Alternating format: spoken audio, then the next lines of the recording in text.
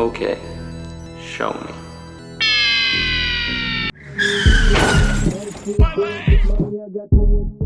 Ten unanswered questions.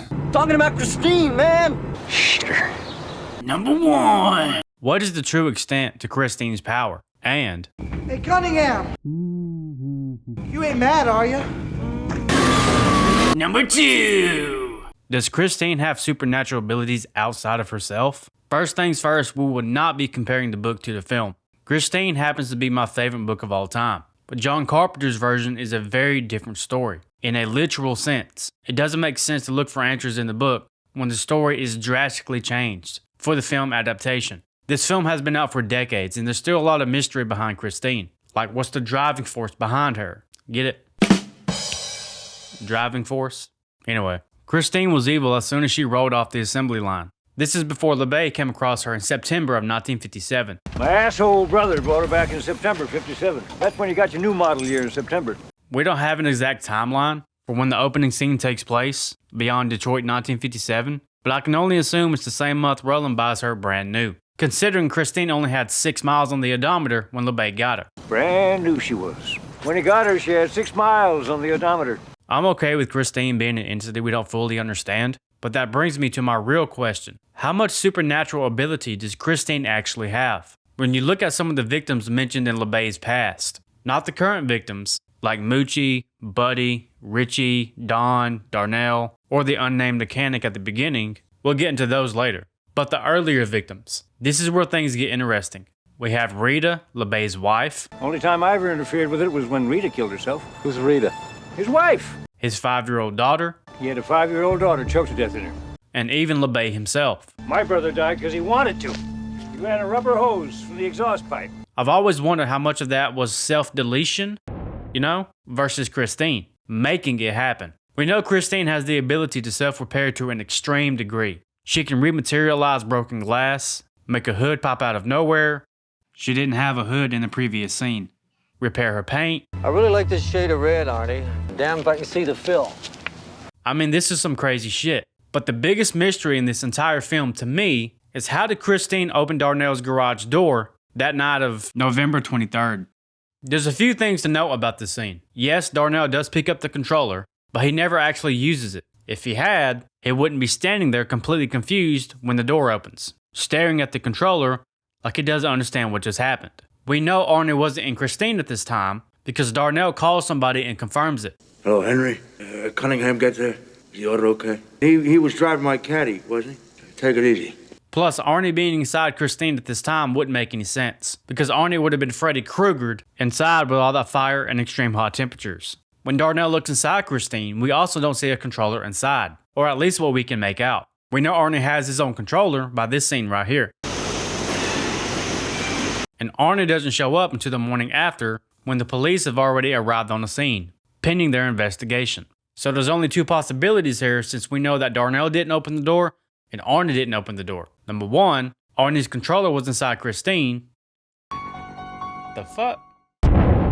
Come on now, dawg. Number 1, Arnie's controller was inside Christine, and we the audience never got the chance to see it, and Christine was able to press that button. Or, number 2, Christine has more supernatural drive than we thought, and can control things outside of her body itself. There's plenty of examples where Christine's power falls into the gray area. For example, is it a weird coincidence that Lee nearly choked to death in Christine, and LeBay's 5-year-old daughter did choke to death in Christine? Was this a 2-time freak accident, or did Christine make it happen? Did Christine have the ability to open that garage door?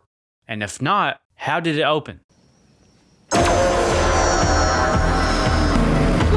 Number 3! If I took a drink for every time Dennis scoffed in this film, how fucked would I be? We're about to find out. Okay, YouTube, I'm about to show this 110% non-alcoholic drink.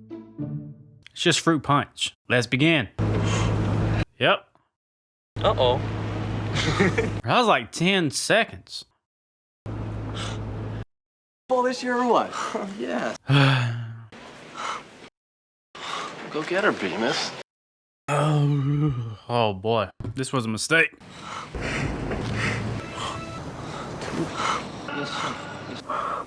Dennis, come on.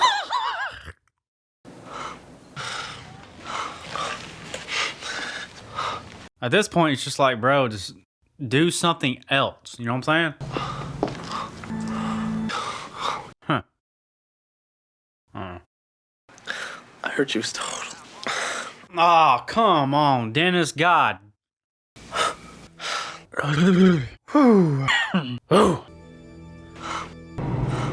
Dennis Guilty, you fucking mouth breather. Come on, man. Fuck. I'm just saying, like, there's a point, bro. You know what I'm saying? I feel, that there's a problem. If I never release a video again, you know what happened. Blame Dennis motherfucking girl. Yeah. Aerosol cans in cars are not the reason the icebergs are melting. It's Dennis Guilty. I'm saying yeah. Can I come over there? I need to talk to you. About Christine. Well, fuck you, bitch! Could you imagine Lee cheating on Arnie with Michael Myers? Let's go! Where did Christine go when LeBay got rid of her for 3 weeks? Another interesting mystery to me about this sweet piece of ass, Christine, is her journey before the events of this film. Just to give you a timeline here, we know LeBay had her fresh off the Detroit assembly line in September of 1957. Brand new she was. September 57. When he got her, she had 6 miles on the odometer. And we'll go back to this odometer later in the video. But we get the most context about LeBay and Christine about 9 weeks before LeBay's death. Somewhere 9 weeks before the moment Arnie laid his eyes on Christine. What we know is that LeBay's 5-year-old daughter choked to death in her. He had a 5-year-old daughter choked to death in her.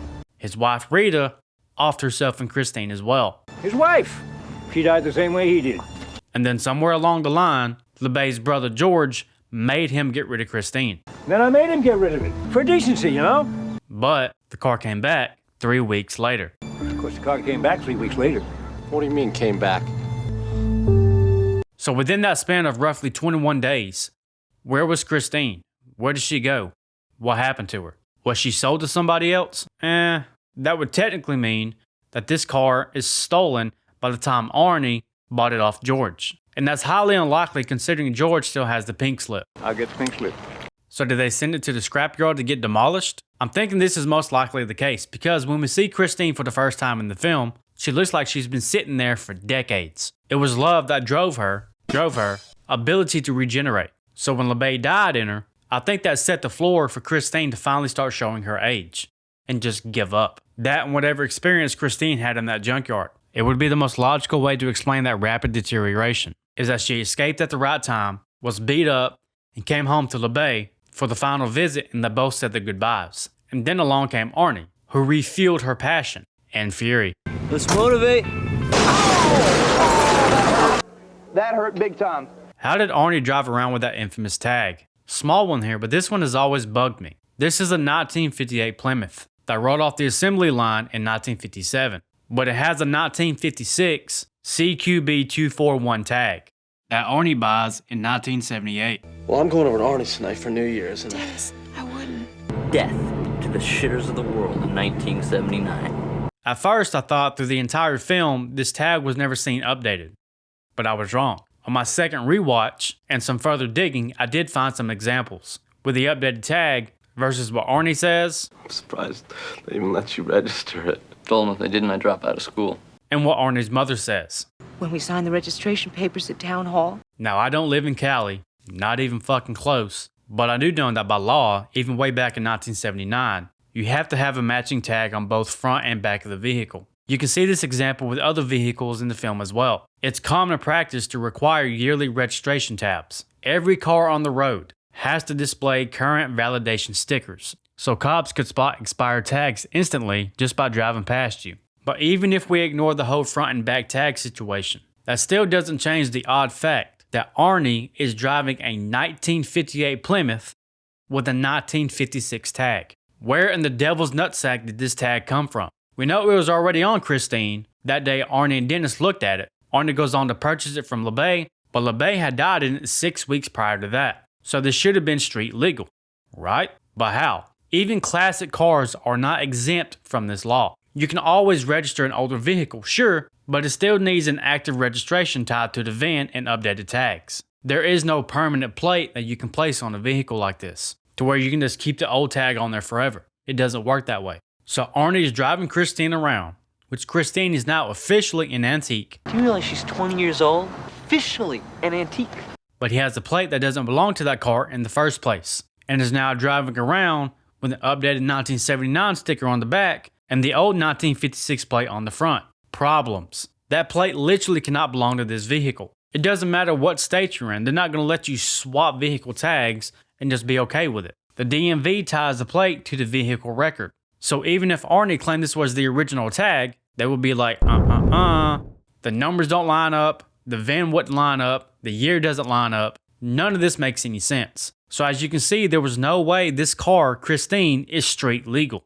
And the only reason I bring this up is because Detective Junkins is on Arnie's ass and scoping out the car the entire film. And Christine even became a part of an active murder investigation at Darnell's, with Darnell. I would figure since Detective Junkins was so suspicious of Christine and Arnie being involved in these murders, why wouldn't he use this to his advantage? He could have got him for something, even if it's for a faulty tag. Number 6. Rapid fire round. Arnie's mom has got it going on. You know, I'd be pissed if my brand new car came with bent grills. This is what your girlfriend sees every time you're out of town. Uh-oh. You know, for Dennis to be hurting on crutches, he sure is scooting along, boy. He's sprinting. I'm not the smartest man in the world, but something doesn't look right here. Yeah, try it, you little ball fucking, I'll knock you through the wall. Fuck! I would actually love to see Phil Collins Jr. here throw hands with Buddy. What would have happened if Christine's odometer would have rolled back to 0? Unfortunately, we never get to see this because right as it's about to happen, Christine takes her nearly fatal blow. But this is interesting to think about. If we account for everything that we have discussed thus far, I think you might overlook just how unique this is. If LeBay got her when she only had 6 miles on the odometer, LeBay ran those numbers up. 93,000 plus miles. It's a contrasting picture to paint now that Arnie's involved, because now with Arnie, the odometer rolls backwards in reverse instead of forward with LeBay. Earlier in the video, we discussed about the possibility of the extent of Christine's supernatural power, and I think this has a lot to do with that. The odometer being a metaphorical countdown to unleash her full potential that we never get to fully understand because we are never given much context, and which I think in this scenario works because it keeps the mystery behind Christine. I also like how we see Arnie's transformation in this film. Arnie's going back in time just like she is. She only picks up old radio stations and plays old songs. That radio? All it gets is those old songs. And perhaps while we, the audience, are seeing Arnie transform, We'll always be friends as long as you stick with me. And you know what happens to shooters who don't. What does happen? Well, let's not kid each other, Dennis. Christine is also transforming in the background that we never get to see. But man, I wish we could have saw all hell break loose. Even more once the odometer rolled back to 0. What do you think would have happened? Is there any continuation of John Carpenter's Christine universe? Or But don't think about it too long. I'll throw you out your fucking ass. is Christine's cameos in other films part of the Stephen King universe? Or is there a shared universe? Now, if you're a Stephen King fan, whether it be the novels or films, chances are you're going to see Christine. Let me name a few examples. Number 1, Cat's Eye. I'll just play that clip. Classic cars. Number 2, Salem's Lot, 2024.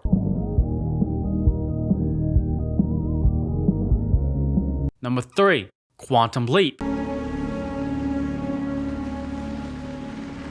Number 4, 22/11/63. Number 5, Riding the Bullet. Roll the footage. Number 6, Ready Player One. We can do away with this one, since it's virtual reality. Number 7, Sharknado 4. Number 8 is Castle Rock. I have 2 more to mention, but before we do that, if we look at this list, we have to decide, is it Christine or not? Obviously, Christine is not the only 1958 Plymouth Fury in the world. I mean, of course, tags can be changed. Most of these cameos have different tags. If we go off just that, we can probably mark these off the list. But there are some, that do have the classic tag. One being Sharknado 4. And honestly, I can't take this seriously. Do we dare talk about this? What the fuck are we doing? So let's talk about the last two. My next one being the big one, It 2017, where we see this infamous plate on the wall. This is no doubt Christine's plate. But what's interesting to note about this Easter egg is that this particular license plate comes from John Carpenter's Christine, not the Stephen King version. In Stephen King's novel, she has a different plate number in a different state. So this could mean that we could be merging John Carpenter's universe with Christine with Stephen King's version of Christine. Especially since the expansion of the Pennywise universe with the Welcome to Derry. Especially since Welcome to Derry connects with The Shining. Now, I'm not saying that all of these cameos have to be Christine, and most of these do take place in the Stephen King universe. Hence the title Stephen King's This and Stephen King's That. But cinematically, the Stephen King universe gets frustrating.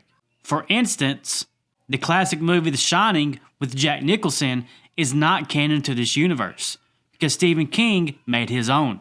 So which one of these Christines belong where? I have no idea. But my last entry is called The Life of Chuck. But a few minutes into this, you can see an all-familiar car with an all-familiar tag. Now, you can't read what this license plate says, but there's no mistaking that bright yellow tag. This tag is a product of an era that doesn't exist anymore. Pure yellow. Antique. There is absolutely no reason this can't be the classic 1956 California plate CQB 241. So what do you think? Could this one expand on John Carpenter's universe and not Stephen King's? Or does this take place in Stephen King's universe? Or is this actually a shared universe? I don't know about you, but I love nerding out about stuff like this. Like, I really do. So what's your headcanon? Out of all these cameos, how do you make sense of it? Let me know down below. That's going to wrap this video up, guys. Thank you so much for taking part of your day to kick with me.